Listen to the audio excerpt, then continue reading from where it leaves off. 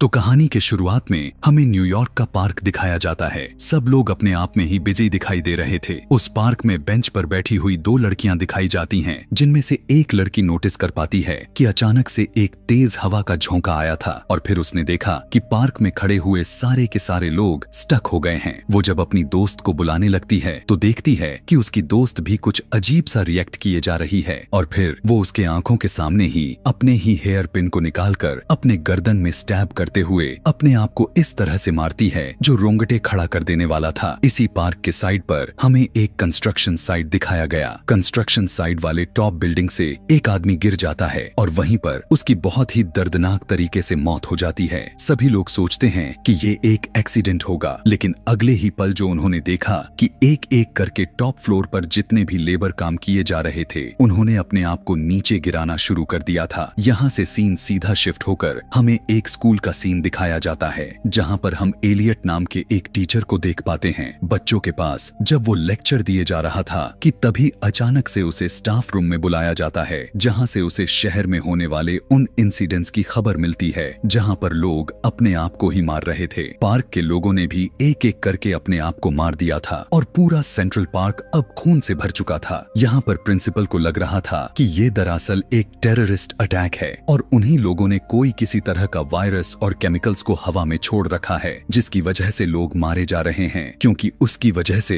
इंसानों की दिमाग काम करना बंद कर दे रही है। वो अपने आप को ही मार देते हैं। अब बच्चों की सिक्योरिटी के लिए वो लोग स्कूल को बंद करने का डिसीजन लेते हैं और सभी लोगों को घर भेज देते हैं। यहाँ पर एलियट के साथ उसका फ्रेंड जूलियन को भी दिखाया जाता है। जाते हुए वो उससे कहता है कि तुम मेरे साथ मेरे गाँव क्यों नहीं चलते, वहाँ पर सब कुछ सेफ है। एलियट को भी उसका यह आइडिया बुरा नहीं लगता, इसीलिए उसने घर आते ही पैकिंग करना शुरू कर दिया और देखता है कि घर में उसकी वाइफ उसी इंसिडेंट की न्यूज देख रही थी। गवर्नमेंट भी इस वायरस के बारे में कुछ नहीं बता पा रही थी, जो इस तरह से लोगों को इतना दर्दनाक मौत दे रही थी। वायरस कहां से आया था ये भी किसी को भी नहीं पता था। एलियट की वाइफ टीवी पर इतने सारे लोगों की लाशें देखकर डर जाती है और ये लोग फौरन अपने घर से स्टेशन के लिए निकल पड़ते हैं, जहां जाकर ये लोग देखते हैं जूलियन तो आ चुका था, पर जूलियन की वाइफ अभी तक वहां उसके पास नहीं पहुंच सकी थी क्योंकि वो भीड़ में फंस गई थी। स्टेशन पर भी इस टाइम काफी ज्यादा रश था और हर कोई इस शहर को छोड़कर जाना चाहता था। ट्रेन का टाइम भी हो जाता है और जूलियन को कॉल पर अपने वाइफ यह कहना पड़ जाता है कि तुम अगली ट्रेन से आ जाना, और वो एलियट के फैमिली के साथ अपनी बेटे को लेकर निकल जाता है। दूसरे सीन में एक फिलाडेल्फिया के एक पार्क का सीन दिखाया जाता है। न्यूयॉर्क के पार्क की तरह ही यहाँ पर भी हवा का एक झोंका आता है और पार्क में मौजूद सभी लोगों की पैर एकदम से रुक जाती हैं। इसी पार्क के बगल में रोड का भी सीन दिखाया जाता है, जहाँ पर उसी तरह से सारी कार्स भी अपनी अपनी जगह पर रुक गई थी। एक पुलिस ऑफिसर अपनी कार से बाहर आकर गन उठाया और अपने आप को ही शूट करके जाने ले लेता है, जिसके बाद एक एक करके बाकी लोग भी अपनी गाड़ियों से निकलते रहते हैं और उस ऑफिसर के गन से अपने आप को मारते चले जाते हैं। कोई अपने आप को किसी चीज से स्टैब करके मारता है तो कोई अपने आप को मारने के लिए सर को दीवार पर टक्कर मारने लग जाता है। दूसरी तरफ जूलियन अभी भी अपने वाइफ से कांटेक्ट करने की लगातार कोशिश किए जा रहा था, तो उसकी वाइफ उसे बताती है वो सेफ है। अभी वो बात ही कर रहा था कि तभी अचानक कुछ ही दूरी पर ट्रेन को रोक दिया जाता है। ट्रेन में सवार हुए पैसेंजर परेशानी में आ जाते हैं और उन सारे लोगों को ट्रेन से निकाल भी दिया जाता है। यहाँ पर सभी ट्रेन पायलट के साथ कंडक्टर खड़े हुए थे।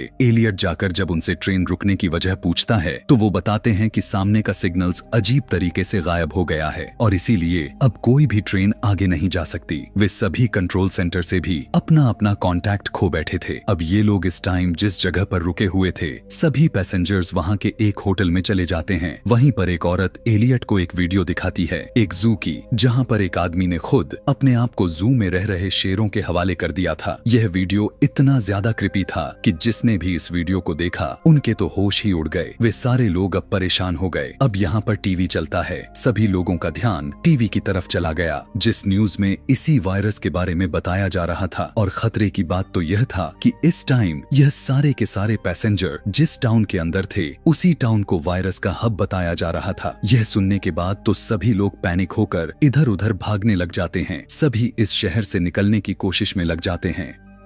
इस शहर के पावर को भी रोक दी गई। सभी अपने अपने कार में बैठकर यहाँ से भागने लग गए। एलियट और उसकी वाइफ, जिसके पास अभी कोई कार वगैरह नहीं था, वो यहाँ लोगों से लिफ्ट मांगने लग जाते हैं, पर कोई उन्हें लिफ्ट देने के लिए तैयार ही नहीं हो रहा था। फाइनली एक कपल जो काफी टाइम से उन दोनों को नोटिस किए जा रहा था, वो उनको अपने साथ चलने की ऑफर देता है और ये दोनों मान जाते हैं। फौरन से जूलियन उनके पास आकर एलियट से कहता है कि मैं तुम्हारे साथ नहीं जा रहा, मुझे मेरी वाइफ को ढूंढना है और मैं उसे ढूंढने के लिए जा रहा हूँ, लेकिन इन सारे खतरे में मैं अपनी बेटी को नहीं लेकर जा सकता, इसीलिए तुम प्लीज मेरी बेटी का ख्याल रखना, मैं बहुत ही जल्द तुमसे मिल जाऊंगा। वो अपनी बेटी को प्यार करता है और एक दूसरे ग्रुप से लिफ्ट लेते हुए न्यू जर्सी की तरफ रवाना हो जाता है। इधर हमें जूलियन के कार को दिखाया जाता है। ये लोग एक रोड से जब गुजर रहे थे जहां इन्होंने देखा कि जगह जगह पेड़ों से लोगों की लाशें लटकी हुई थीं। यह सब इतना खतरनाक नजारा था कि सामने जो कपल ड्राइव कर रहा था वो भी घबरा जाता है। जूलियन उन दोनों को शांत बनाए रखने के लिए कोशिश करता है और उनसे कहता है कि सारे ओपनिंग्स को अच्छी तरह से सील कर दो। ये लोग सारी ओपनिंग्स को सील कर तो देते हैं, लेकिन ऊपर नहीं देखते जहां RUF में एक सुराख था। इतनी ही देर में दोबारा से हवा का झोंका आता है, जिसका हमेशा से यही मतलब है कि वायरस अटैक कर रहा है। ये कार चलते चलते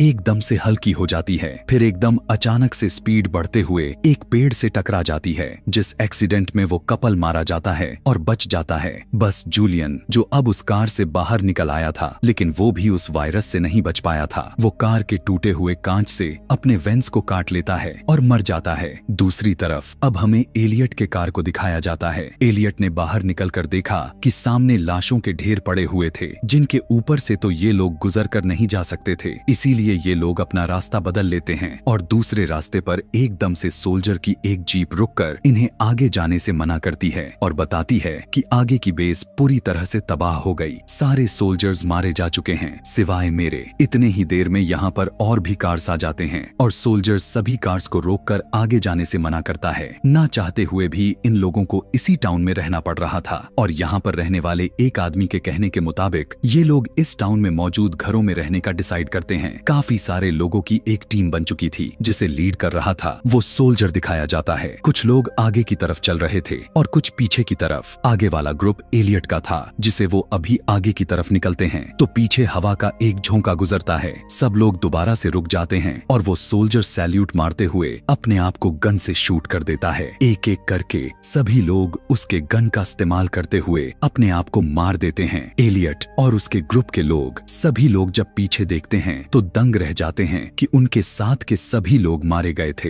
एलियट भी बहुत ज्यादा पैनिक हो गया था, क्योंकि उसे लग रहा था कि अगली बारी उनकी आने वाली है। एलियट इन सारी चीजों से अंदाजा लगाता है कि ये वायरस पौधों की तरफ से फैल रहा है। उसने नोटिस किया था कि ये वायरस वहीं में ही फैल रहा था जहां पर एक टाइम में ज्यादा लोग हो और आसपास ज्यादा पौधे भी हो। वो इन सब से कहता है कि ज्यादा इंसानों की वजह से यह वायरस फैलता जा रहा था, इसीलिए अब हमें अलग अलग होकर चलना होगा। इतने ही देर में यहाँ पर हवा का झोंका भी आ जाता है और एलियट इन सब से हवा के ऑपोजिट डायरेक्शन में भागने को कहता है, क्योंकि उसे ऐसा करने से लग रहा था कि वायरस इन पर हमला नहीं करेगा। हवा इनके ऊपर से होकर गुजर जाती है। ये लोग हवा के उल्टी डायरेक्शन में खड़े रहते हैं और अपनी मौत का इंतजार कर रहे होते हैं, लेकिन तभी हवा का ये झोंका खत्म हो जाता है। और हैरानी की बात तो यह थी कि इन सभी में से किसी को कुछ भी नहीं हुआ था, यानी एलियट की ये थ्योरी ठीक थी, हवा के उल्टी डायरेक्शन में भागने वाली और दूर दूर होकर चलने वाली। अब क्योंकि ये ग्रुप डिवाइड हो चुका था, एलियट के पास एलियट की वाइफ, उसके फ्रेंड की बेटी के साथ दो और भी लड़के रह गए थे। ये सभी अब आगे की तरफ ही भागते हैं तो इन्हें किस्मत से एक कार मिल जाती है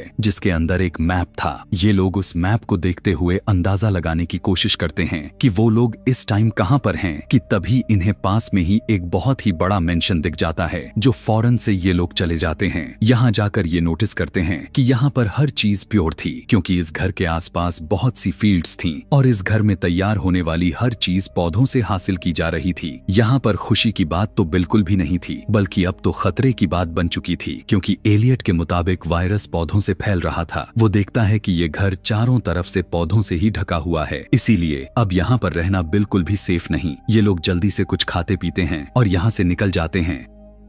यहाँ से भागते ही ये लोग देख पाते हैं कि बाकी के ग्रुप के लोग भी इसी घर के अंदर आ गए थे। दूर उसी घर में हवा का झोंका फिर से चलता है और सभी लोग एक्ट करने लग जाते हैं। एक आदमी तो जाकर यहाँ पर घास काटने वाली मशीन को ही चला देता है और खुद उसके नीचे लेट जाता है। उसकी बॉडी क्रश हो जाती है और वो मारा जाता है। बाकी सभी लोग भी इसी तरह अपने आप को बड़ी बेरहमी तरीके से मारते चल जाते हैं। इन्हीं फील्ड्स में एक रेडियो भी लगा हुआ था जिसके जरिए इन लोगों को पता चलता है कि ये वायरस वेस्ट की तरफ कम फैल रहा है। अब वेस्ट की तरफ जाने पर बहुत सारे घर थे जिन्होंने अपने आप को लॉक कर लिए थे। जिसके बाद ये लोग दूसरे घर का दरवाजा नॉक करते हैं तो कोई इनकी बात नहीं सुनता और ना ही कोई दरवाजा खोलता है। फाइनली एक घर के अंदर से एक आदमी जवाब तो देता है लेकिन इनके आने के लिए दरवाजा नहीं खोलता। अब वो दोनों बच्चे जो एलियट के साथ थे उन्हें गुस्सा आ जाता है और वो गुस्से में इस घर की खिड़कियां और दरवाजे तोड़ने की कोशिश करते हैं, जिससे उस आदमी को गुस्सा आ जाता है और वो आदमी विंडो से गन निकालते हुए दो लड़कों में से एक लड़के का मर्डर कर देता है और उस दूसरे लड़के को भी गोली मार दी। डरते हुए एलियट अपनी वाइफ और उसके फ्रेंड की बेटी को लेकर यहाँ से भाग गया। भागते भागते वो एक बहुत ही पुराने घर के पास पहुंच गया। उन्हें लगा कि इसमें कोई नहीं रहता होगा, लेकिन बैकयार्ड में एक ओल्ड लेडी बैठी हुई थी। अच्छी बात तो यह था कि ये ओल्ड लेडी अच्छी थी। वो इन तीनों के साथ अच्छा बिहेवियर रखती है और इन्हें अपने घर में गेस्ट के तौर पर भी बुलाती है। वो इन लोगों के लिए आधा दिन लगाकर बढ़िया खाना भी बनाती है और सोने के लिए अच्छा रूम भी देती है। लेकिन इस सब के दौरान एलियट नोटिस कर रहा था कि वो औरत थोड़ी अजीब भी थी और उसकी यह सोच थोड़ी ठीक भी निकल चुकी थी, क्योंकि कुछ ही देर के बाद वो दोनों उस ओल्ड लेडी को अपने रूम के बाहर खड़ा हुआ देखते हैं। एलियट परेशानी में आकर जब उससे बात करने की कोशिश करता है तो उसे पता चलता है कि वो तो नींद में चल रही हैं। एलियट जब सुबह को सोकर उठता है तो देखता है कि उसकी वाइफ और वो बच्ची दोनों बेड पर नहीं थे। वो परेशान हो गया, पूरे घर में उन्हें ढूंढने लग जाता है लेकिन कहीं पर भी वो दोनों नहीं मिल रही थीं। उसे शक हुआ कि ओल्ड लेडी ने ही जरूर उनके साथ कुछ कर दिया होगा, इसलिए वो लेडी को ढूंढने के लिए चला जाता है और देखता है कि ओल्ड लेडी के बेड पर एक गुड़िया पड़ी थी कि तभी अचानक से वो ओल्ड लेडी उसके पीछे आ जाती है और उसे बुरा भला कहने लग जाती है। वो उससे कहती है कि मैं जानती थी कि तुम चोर हो और यहाँ पर जरूर तुम चोरी ही करने के लिए आए हो। वो गुस्से में एलियट को उसका घर छोड़कर जाने के लिए कहती है। एलियट समझ जाता है कि इस ओल्ड लेडी की दिमाग की हालात ठीक नहीं है। काफी अरसे से अकेले रहते हुए उसे नहीं समझ आ रही कि उसे किसी के साथ कैसा बर्ताव करना चाहिए।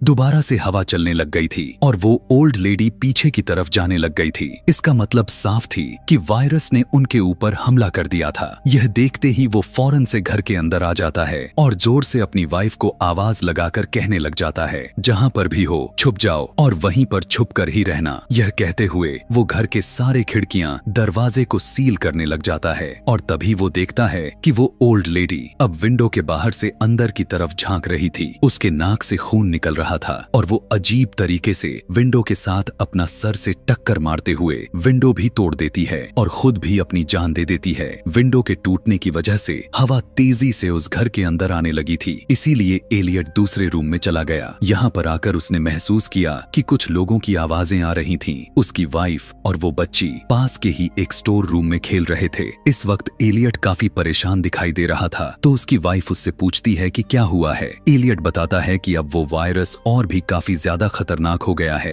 पहले वो बड़े बड़े इंसानों के ग्रुप्स पर हमला कर रहा था, लेकिन अब वो एक एक इंसान पर हमला कर रहा है और एक एक इंसान को चुन चुन कर मार रहा है। और शायद हमारा भी यह आखिरी दिन हो। ऐसे ही आखिरी दिन में ये लोग आपस में अपने साथ बिताते हुए अच्छे पलों को याद करने लग जाते हैं और अपने गलतियों की एक दूसरे से माफी भी मांगने लग जाते हैं। एलियट इस टाइम अपने वाइफ से कहने लगता है, मैं मरते हुए तुम्हारे साथ मरना चाहता हूँ एलियट। कि वाइफ भी उसकी बात स्वीकार करते हुए स्टोर रूम से बाहर निकल जाती है। एलियट भी घर से बाहर निकल आया था और ये दोनों आगे बढ़ते हुए एक दूसरे का हाथ पकड़ लेते हैं ताकि जब मरे तो एक साथ मरे। हवा का झोंका दोबारा आ रहा था। हवा इतना तेज थी कि इन्होंने अपना आंखें बंद कर ली और अपने मौत का इंतजार करने लग गए, लेकिन इन दोनों को कुछ भी नहीं हुआ। यहाँ पर ये दोनों हैरान हो जाते हैं और घर के अंदर आ गए और एक दो दिन यहीं पर गुजारे और इन्हें पता चला कि जिस टाइम ये लोग बाहर निकले थे उसी टाइम उस वायरस का असर खत्म हो गया था और इन दोनों की जान बच गई थी। इस वायरस ने ऐसी तबाही फैलाई थी